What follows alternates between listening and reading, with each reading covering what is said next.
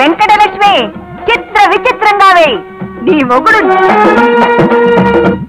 మరి రెచ్చిమమ్మకి ముసలి నా బావ నా మాటే వింటాడు.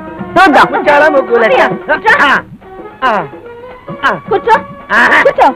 ఇప్పుడు చెప్పు, మా బావ ఎవరి మాట వింటాడు? ఇప్పుడు చెప్పు, మా ఆయన ఎవరి మాట వింటారు? ఆయన మూడు ఎప్పుడెప్పుడు ఎలా ఉంటుందో ఇప్పుడిప్పుడే చెప్పడం కష్టం తల్లులారా. చెప్పకపోతే టెంక పగిలిపోతుంది. ఎందుకమ్మా అంత పని? నీ బావ నీ మాటే వింటాడు. ఇరు తిరిగిపోద్ది. చూసి చెప్పు. నీ మాటే వింటాడమ్మా. ఇటు చెప్పు, ఇటు చూసి చెప్పు.